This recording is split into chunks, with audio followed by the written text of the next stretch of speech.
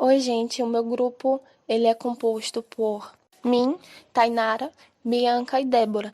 E a gente vai falar do livro Morte e Vida das Grandes Cidades, da Jane Jacobs. E eu fiquei com a parte de uso da calçada em relação à segurança da mesma. Ela começa fazendo uma contextualização da definição de calçada, que calçada não é calçada sem estar dentro de um contexto de rua. Ela não vai acabar cumprindo as suas obrigações sem estar dentro de um contexto urbano. E ela acaba falando também da presença de movimentação, de circulação, que garante essa definição e, e aplicabilidade do conceito dessa calçada.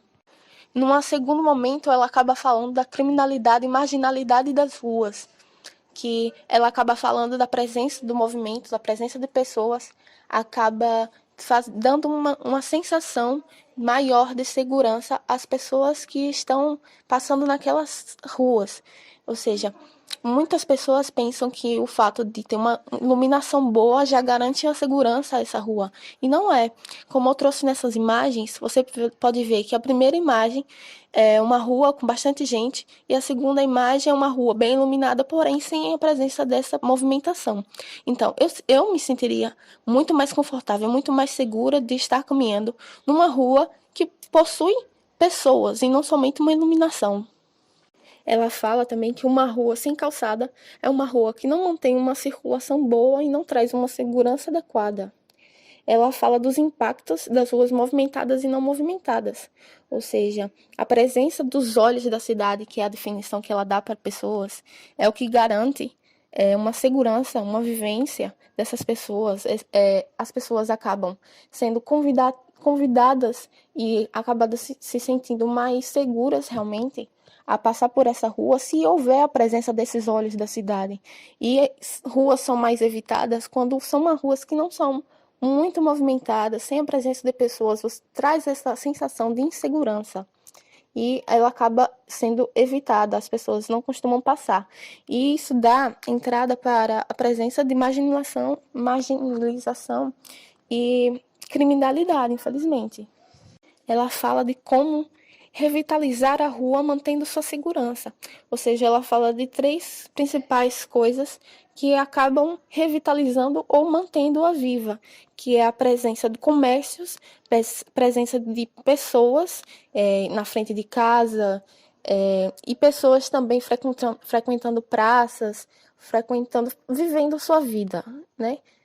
E se uma rua não houver esses três aspectos, ela acaba com o tempo deixando de ser visitada, deixando de haver um interesse de habitação e movimentação nessa rua.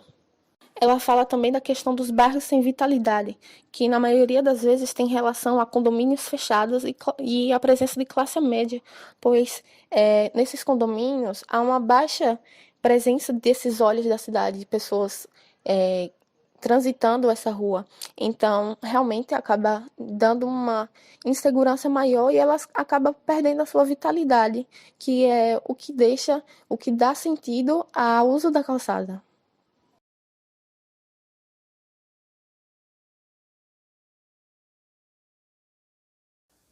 Dando continuidade, eu vou falar agora sobre os usos da calçada, o contato.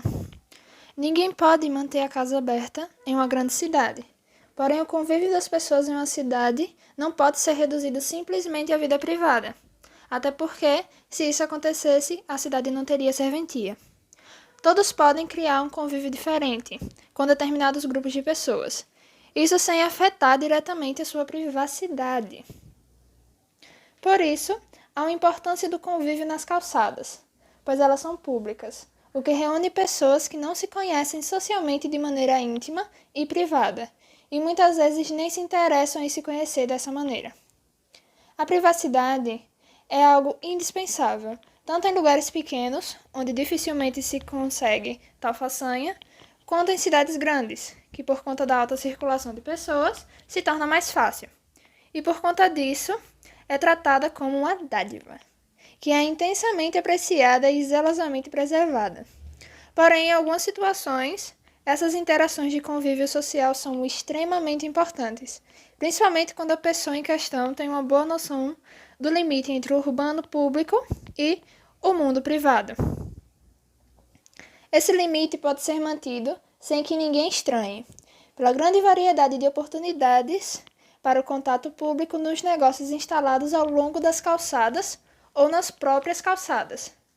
Com um relacionamento assim, é possível conhecer na vizinhança todo tipo de pessoa sem estabelecer laços indesejados.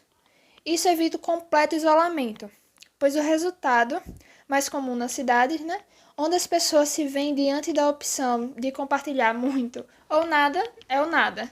Se o mero contato com vizinhos implica que você se envolva na vida deles, ou eles na sua, a única solução lógica que resta é evitar a amizade ou o oferecimento de ajuda eventual, ocasionando o individualismo de cada indivíduo. Para evitar tal fator, a vida nas calçadas é muito importante, para formar laços de convivência sem ter a necessidade de perder o benefício da vida privada. E esse convívio não nasce de um dom ou de um talento desconhecido, deste ou daquele tipo de população. Só surge quando existem as oportunidades concretas, tangíveis, de que se necessita. Coincidentemente, são as mesmas oportunidades, com a mesma abundância e constância, necessárias para cultivar a segurança nas calçadas. Se elas não existem, os contatos públicos nas ruas também não existirão. Eu trouxe aqui algumas imagens que representam esse convívio aderido pela calçada. Agora, os usos dos parques de bairro. Os parques de bairro podem ser considerados uma dádiva. As áreas livres podem conceder uma bela visão, oportunidade de convívio e até mesmo pode acarretar um valor a mais às propriedades próximas. Alguns profissionais diriam que pode ser implantado ainda mais áreas livres para valorizar. Porém, uma pergunta pode ser facilmente adicionada à equação. Mas áreas livres para quê? Já que, quando essas áreas não são bem aproveitadas, elas se tornam apenas vazios, inutilizados e propícios a assaltos. Então, temos que descartar uma falsa convicção de que eles são capazes de estabilizar o valor de bens e imóveis ou funcionar como âncoras da sociedade. O livro apresenta um exemplo fantástico de como isso funciona na prática, com a evolução de 4 praças, que têm a mesma idade, foram feitas do mesmo tamanho, com a mesma destinação e praticamente as mesmas supostas vantagens de localização. A primeira é a Rittenhouse Square, que se tornou bem-sucedida e frequentada. A segunda é a Franklin Square, que tem uma utilização bem menor. O terceiro é o Washington Square, que tem um uso escasso e aleatório. O último foi simplesmente reduzido a uma pequena ilha de tráfego, que é a Logan Circle, todas localizadas na Filadélfia. Mas então, por que é tão frequente não haver ninguém onde há parques e nenhum parque onde há gente? E um dos principais fatores é a disposição física. A variedade de usos dos edifícios propicia ao parque uma variedade de usuários que nele entram e dele saem em horários diferentes. Agora, trazendo mais para perto do nosso convívio, em Lagarto também pode ser visto esse fator. Vou usar 2 exemplos: a Praça da Piedade e a Praça José Domingos Vieira, conhecido como a dos Três Poderes, onde a movimentação durante o dia e noite são completamente diferentes. Na Praça da Piedade, durante o dia tem picos de movimentação por conta do comércio ao redor. Porém, durante a noite, a movimentação se torna escassa. Podemos considerar as habitações ao redor, que é composta majoritariamente por idosos e não tem muita circulação comercial. Já na Praça José Domingos Vieiras, há um grande fluxo de movimentação durante todo o período do dia e da noite, por haver mais circulação de comércio e a habitação ser composta por uma diversidade maior. Como todos os parques urbanos, ela é fruto de sua vizinhança e da maneira como a vizinhança gera uma sustentação mútua por meio de usos diferentes ou deixar de gerar essa sustentação. Parques muito usados, como áreas públicas genéricas, costumam incluir 4 elementos em seu projeto, que o autor identifica como complexidade, centralidade, isolação e delimitação espacial.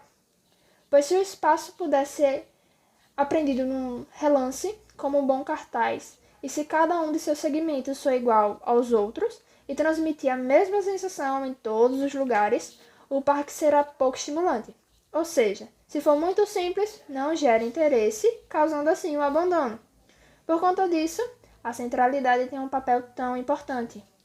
Os parques pequenos e bons geralmente têm um lugar reconhecido por todos como sendo o centro. Além disso, um fator muito importante é o sol.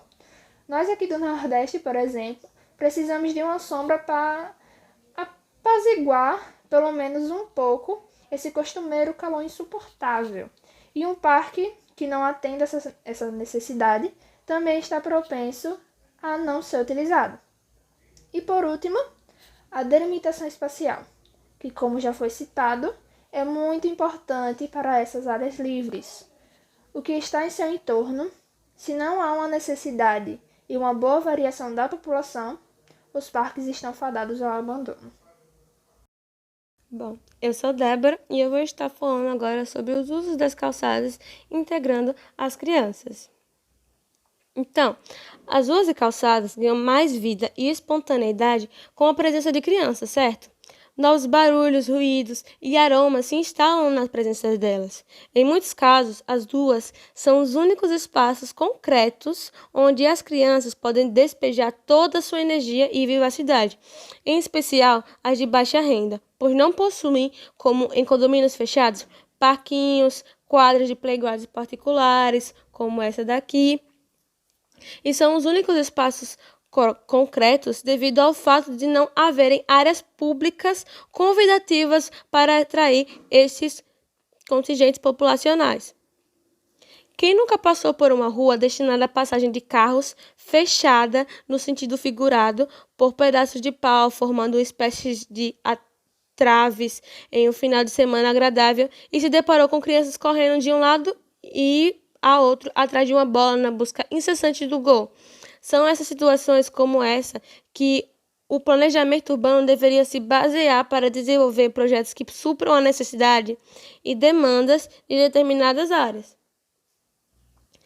Esta mudança de uso das ruas e calçadas é um processo natural. Na falta de opções e de espaços públicos, as crianças se limitam a usufruir somente das ruas e calçadas, limite este abstrato, pois a imaginação de uma criança pode alcançar voos bem altos de certa forma. Este uso pode ser conflitante, embora seja um fator totalmente positivo para a dinâmica do local. Eu quis trazer essas imagens, pois a autora ela faz comparação de Charles Gurnigay. E ele observou que quando ia para uma creche de crianças que moravam nos conjuntos habitacionais, elas sempre relutavam de querer voltar para casa, enquanto as crianças que moravam nos cortiços saíam de boa e à vontade. Essa diferença de comportamento se dava pelas situações encontradas pelas crianças durante o caminho para casa. Nos conjuntos habitacionais, encontravam corredores poloneses, que seriam esses daqui, formados por valetões e ricos de distorção, e espaços desinteressantes e vazios no caminho para os cortiços. Eu trouxe essa imagem que seria da escola Evandro Mendes, aqui de Lagarto, que você percebe que não é uma rua que tenha uma diversão para as crianças brincarem, tipo um playground. Então, a palavra bairro em si carrega um sentido comum de idealização da vida em comunidade. E Jacobs inicia o capítulo alertando o perigo de encarar o planejamento urbano como um instrumento de tentativa de produção de vizinhanças. Conceito sentimental não dotado de bom senso. Destaca a necessidade de refutar um modelo que vê os bairros como unidades autossuficientes ou introvertidas. Segundo ela, não existe relação direta entre boa moradia, como eu já havia dito, e bom comportamento. Um estudo em Pittsburgh indica que os índices de delinquência são mais altos em conjuntos habitacionais como melhorias se comparados aos dos cortiços. Um bom abrigo é um bem útil enquanto abrigo, ela afirma.